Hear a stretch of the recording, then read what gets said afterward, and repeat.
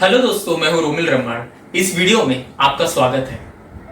आज की वीडियो में हम लोग बात करेंगे उन 7 आदतों के बारे में जिससे आप अपनी जिंदगी पॉजिटिवली ट्रांसफॉर्म कर पाएंगे और अपनी जिंदगी 180 डिग्री चेंज कर पाएंगे। और इन आदतों को मैंने खुद से इंप्लीमेंट किया हुआ है, तो जो भी मैं शेयर करूंगा वो टोटली एक्सपीरियंस बेस पे होगा और आपको उन आदतों का उतना ही लाभ होगा जितना मुझे हुआ है। तो इस वीडियो को एंड तक जरूर देखें दोस्तों। और अगर आपको पर्सनल ग्रोथ में या फिर सेल्फ इंप्रूवमेंट में इंटरेस्ट है तो इस चैनल को सब्सक्राइब जरूर करें। जब भी मेरे नए वीडियोस आएंगे तब आपको नोटिफिकेशन थ्रू उसके अपडेट्स मिलते रहेंगे। इन 7 आदतों में से जो 5वीं आदत है, 5th हैबिट है, उसे मिस ना करें, उसे जरूर देखें दोस्तों।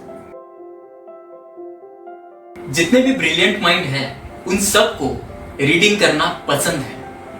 एक स्टैटिस्टिक के हिसाब से 88% जो सेल्फ मेड मिलियनियर्स हैं, मतलब जिन्होंने ग्राउंड लेवल से चालू किया था, उन सबको रीडिंग की हैबिट है और दिन में कम से कम 30 मिनट वो पढ़ते हैं। रीडिंग से हम लोग का फोकस इंप्रूव होता है, हम लोग का कंसंट्रेशन का लेवल बढ़ता है, हम लोग का मेमोरी रिटेंशन इंप्रूव होता है और हम लोग के वोकैबुलरी भी उसके साथ इंप्रूव होते हैं। उससे हम लोग का पेशेंस लेवल या फिर धैर्य बहुत इंप्रूव होता है। और जिन्होंने काफी साल तक रिसर्च की है बुक लिखने में, उसका हम लोग को एक्सेस मिल जाता है और हम लोग कुछ महीने में, कुछ दिनों में वो इंफॉर्मेशन हम लोग ग्रास्प कर सकते हैं और हम लोग जान पाएंगे कि बेहतरीन लोग कैसे सोचते हैं, उनका थिंकिंग प्रोसेस क्या है, उनका थॉट पैटर्न क्या है। जिन्हें रीडिंग पसंद नहीं है वो लोग रीडिंग को बोरियत के साथ लिंक करते हैं और रीडिंग हमेशा ही बोरिंग नहीं होता। बोरिंग तब होता है चीज जब हम लोग को उस चीज में इंटरेस्ट ना हो। पर हर किसी के पास एक ऐसा टॉपिक होता है जिसमें हम लोग को बहुत इंटरेस्ट होता है। जैसे अगर आपको फिटनेस में इंटरेस्ट है तो आप लोग फिटनेस से रिलेटेड बुक पढ़ सकते हो। अगर आपको माइंड पे स्टडी करना पसंद है तो आप साइकोलॉजी से रिलेटेड बुक्स पढ़ सकते हो। अगर आपको बिजनेस अपने स्किल्स एनहांस करने हैं तो आप बिजनेस रिलेटेड बुक्स पढ़ सकते हो। अगर आपको खुद को इंप्रूव करना है तो आप पर्सनल ग्रोथ के बुक्स पढ़ सकते हो। तो आपके पास ऑप्शंस बहुत सारे हैं। कुछ सालों पहले जब मैं प्रोजेक्ट्स के लिए आउट ऑफ स्टेट ट्रैवल करता था, जैसे पटना, दिल्ली, बैंगलोर या चेन्नई और बहुत सारी जगह, वहां पे जाने के लिए कम से कम 12-13 घंटे कम से कम लगते थे। तो वो ड्यूरेशन में मैंने खुद को आदत लगाई कि मैं बुक पढ़ सकूं। बट डायरेक्टली मैं नॉन फिक्शन पे नहीं आया, क्योंकि आइडियली हम लोग सोचते हैं कि नॉन फिक्शन काफी बोरिंग है। तो मैंने नॉवेल से स्टार्ट किया और मैंने रीडिंग की हैबिट डेवलप की धीरे धीरे। जैसे ही मैं नॉवेल्स कंप्लीट कर पाया वैसे ही मैंने नॉन फिक्शन पे स्विच किया और जो मेरे इंटरेस्टिंग टॉपिक्स हैं और उससे रिलेटेड मैंने बुक्स पढ़ने स्टार्ट किए और वहीं से एक सही ट्रांसफॉर्मेशन स्टार्ट हुआ। A reader lives 1000 lives before he dies and who never reads lives only once। तो आज से ही आप हैबिट डालें कि आप कुछ ना कुछ रीडिंग के लिए स्टार्ट जरूर करें। आपको पर्सनल ग्रोथ में या सेल्फ हेल्प में इंटरेस्ट है तो आप मेरी बुक चेक कर सकते हैं, उसका मैंने लिंक डिस्क्रिप्शन में दिया हुआ है। और पढ़ने के बाद दोस्तों मुझे रिव्यूज जरूर दें। दोस्तों मैं 5 सालों से जर्नलिंग कर रहा हूं और इसके बहुत सारे फायदे हैं। बट एक चीज जिससे मुझे बहुत फायदा हुआ है वो है मुझे खुद के थॉट पैटर्न समझने में बहुत हेल्प हुई है। जर्नलिंग एक तरीका है जिससे आप खुद का स्ट्रेस लेवल भी कम कर पाएंगे और हम लोग का थिंकिंग पैटर्न और स्ट्रक्चर में आ पाएगा। हम लोग समझ पाएंगे कि हम लोग क्या सोच रहे हैं, हम लोग के गोल्स कितने डाइवर्ट हो रहे हैं जितना हम लोगों ने पहले से प्लान किया था। पर कई लोग सोचेंगे कि जर्नलिंग में एग्जैक्टली लिखना क्या है। तो आप जर्नलिंग के लिए कुछ स्पेशल इवेंट जो आपके दिल के करीब है वो आप लिख सकते हो। जो आपने गोल सेट किया आपके फ्यूचर के लिए, आपके पास एक विजन है, उसको भी आप डायरी में नोट डाउन कर सकते हो। या फिर आपके कुछ डेली एक्टिविटीज हैं जो आप रेगुलरली परफॉर्म करते हो, जो आपके लिए जरूरी है, जो आपको हैबिट्स डेवलप करने हैं, वो भी आप जर्नलिंग में मेंशन कर सकते हो। अगर आप पहले से जर्नलिंग करते हो दोस्तों मेरी तरह, तो मुझे कमेंट सेक्शन में जरूर बताएं कि आप ऑलरेडी जर्नलिंग करते हो। तो जर्नलिंग जरूर टाइप करें। मुझे बताने की जरूरत नहीं कि मेडिटेशन हम लोग के लिए कितना जरूरी है और उसके बेनिफिट्स क्या है। उससे हम लोग का स्ट्रेस लेवल कम होता है, हम लोग का इमोशनल हेल्थ इंप्रूव होता है और एक रिसर्च के हिसाब से जो भी मेडिटेशन करते हैं उनकी एजिंग स्लो होती है। हम लोग के ब्रेन में ग्रे मैटर और व्हाइट मैटर है और जिनका ग्रे मैटर ज्यादा होता है उनका एजिंग भी स्लो होता है। जो मेडिटेशन नहीं करते वो over a period of time उनका ग्रे मैटर कम होता है, और जो मेडिटेशन करते हैं उनका ग्रे मैटर इंक्रीज होता है। हम लोग को ये सब चीज की जानकारी होते हुए हम लोग मेडिटेट क्यों नहीं करते? उसका एक प्राइम रीजन है कि हम लोग इसे प्रायोरिटी नहीं देते।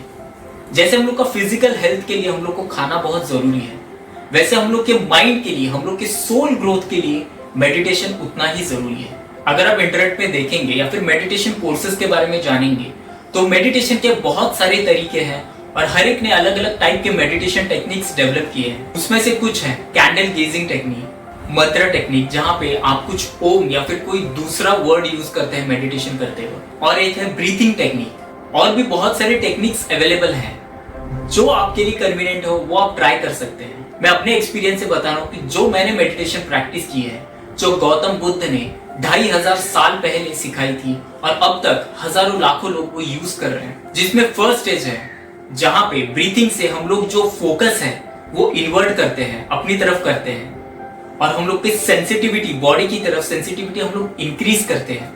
और दूसरे स्टेज में जो हम लोग की इंक्रीज सेंसिटिविटी है उससे हम लोग खुद की बॉडी स्कैन करते हैं और वहां पे फोकस करते हैं।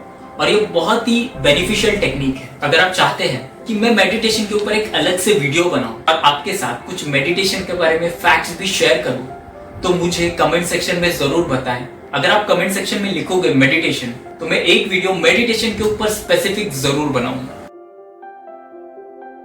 दो तरह के लोग होते हैं, जिनमें से एक होता है जो हर चीज स्ट्रक्चर के साथ प्रॉपरली करना पसंद करते हैं, और दूसरे टाइप के लोग होते हैं जो विद फ्लो जाते हैं और दिन में कुछ स्ट्रक्चर क्रिएट नहीं करते खुद की।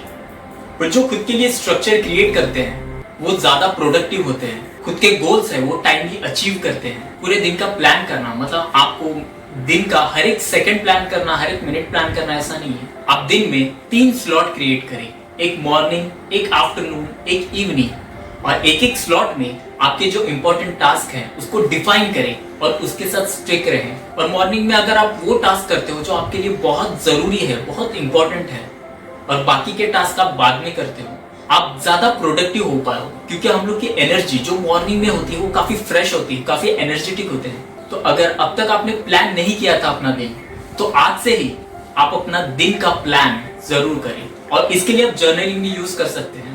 आप अपने जर्नल में लिख सकते हैं कि आपके लिए प्रायोरिटी क्या क्या है आज के लिए, तो उससे आप अपने टाइमली गोल्स अचीव भी कर पाएंगे, लॉन्ग टर्म और शॉर्ट टर्म गोल्स दोनों।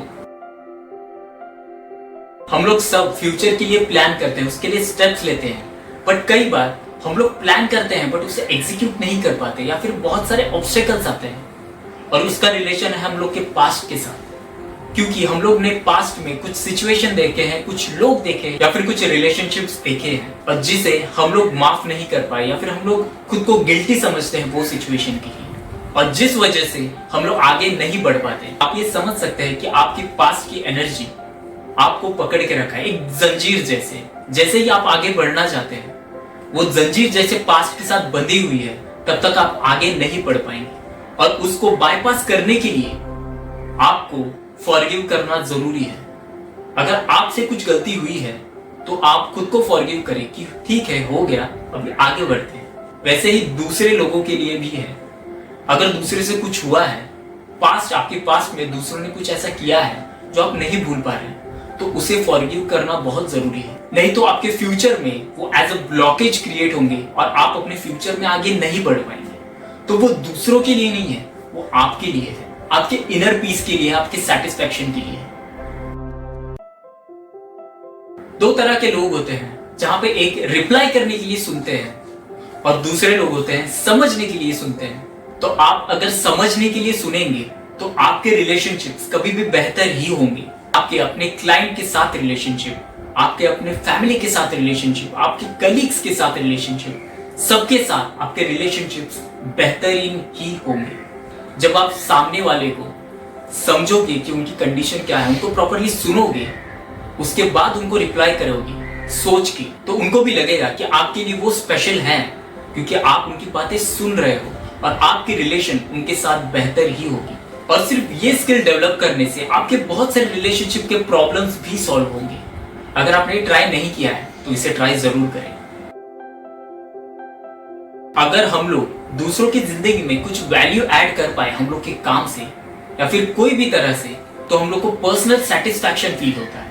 और हम लोग हर कोई चीज हम लोग जो भी कर रहे हैं वो सेटिस्फैक्शन के लिए ही कर रहे हैं, सेटिस्फैक्शन और खुशी के लिए ही कर रहे हैं। तो आप अपनी सोसाइटी के लिए, अपने देश के लिए कुछ ना कुछ कंट्रीब्यूट जरूर करें। अगर आप फाइनेंशियली कर पाए तो फाइनेंशियली जरूर कीजिए।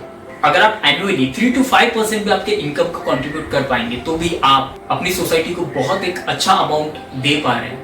आप डायरेक्टली एनजीओ को दे सकते हैं, या फिर आपके डायरेक्टली कांटेक्ट में कुछ बच्चे हैं जिनको एजुकेशन के लिए फाइनेंस की जरूरत है, तो उन्हें भी आप दे सकते हैं। अगर आप कुछ टाइम दूसरों को दे पाए, दूसरों की मदद कर पाए, आप एनवायरमेंट के लिए कुछ कर पाए, कुछ पेड़ पौधे लगा पाए, तो भी वो बहुत बेहतरीन होगा। जो लोग सोचते हैं कि मैं दूसरों के लिए करूंगा तो मुझे क्या मिलेगा, तो उनके लिए एक इंटरेस्टिंग फैक्ट है, मैं अगर कुछ भी चीज हाथ में लूंगा और मैं छोड़ूंगा तो वो डेफिनेटली नीचे ही गिरेगा। उसके लिए कुछ मैं कर नहीं सकता, क्योंकि वो एक कुदरती नियम है, वो लॉ ऑफ ग्रेविटेशन है। उसमें मैं बिलीव करूं या ना करूं, वो एग्जिस्ट करता है। उसी तरह लॉ ऑफ कर्मा या फिर law of cause and effect हमेशा हम लोग के साथ काम करता है।